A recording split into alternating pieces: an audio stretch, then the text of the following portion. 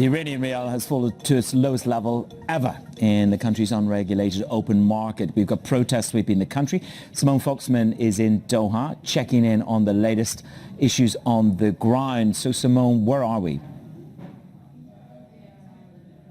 Well, the Iranian rial, at least, that's certainly taken a bit of a leg lower given these protests going on. And it's not so much the protests themselves that are really moving the currency. It's the fact that they signal less of a likelihood that we are going to see a revival of the 2015 nuclear deal, the JCPOA, because you have Western governments looking at what's happening in Iran, looking at the crackdown, and wondering how they could possibly come to some kind of agreement with the Iranian regime. That said, this is fueling inflation, and we're seeing that as at least a piece of the reason that a lot of these people are coming out into the streets, even if it's not the underlying motive for the reason that protests began.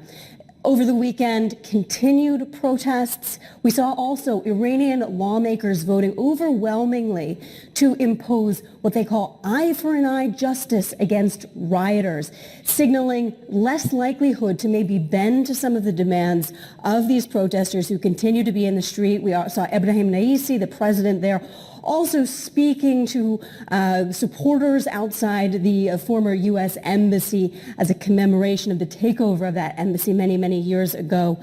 Violence, however, escalating really across the country, but particularly in some of the border provinces. Golnar Motavelli has an excellent piece talking about why these provinces are seeing more violence and how this plays into the overall protest movement. Definitely take a read from it.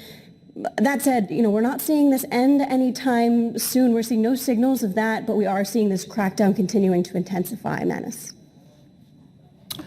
And let's just talk a little bit more about NATO now, Simone. We understand that Sweden is moving to secure Turkey's approval in its bid to join NATO. Just a busy day on the geopolitics front, certainly.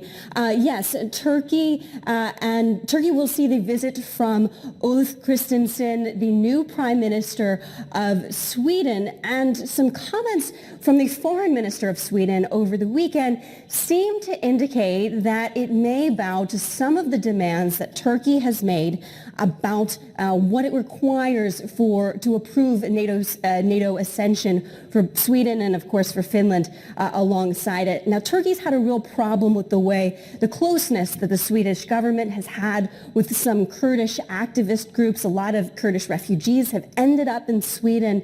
It's really accused Sweden of not supporting its desires to prosecute what it calls terrorists that have gone there.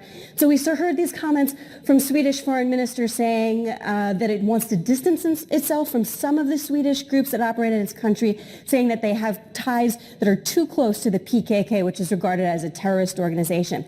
That said, we don't really expect Turkey to move forward on these NATO approvals before an election that has to happen by the middle of next year. So we see a long story ahead for this. And remember, Hungary is involved too. Hungary has to approve Swedish and Finnish ascension to NATO. So lots of big open questions about how this happens, when this happens, that are going to continue for likely the next few months.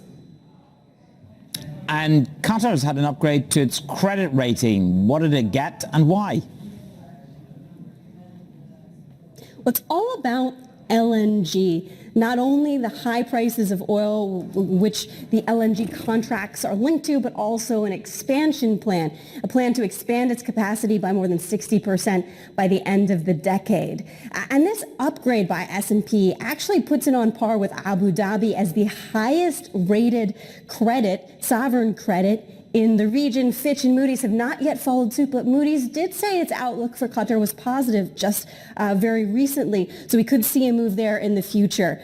The World Cup, we're very excited about the World Cup, Manus. I know you and I are. That is going to have an impact to this year on GDP. S&P says 5% year-on-year GDP growth. That's going to contribute to that, but then we'll see GDP growth moderate a bit to about 2.5% over the coming years. But all of this really based on high oil prices. Some $85 a barrel in 2023, and then we're going to see that drop, S&P says, to about $55 a barrel in 2024. 2024. And that's kind of how this story plays out for Qatar, Manus.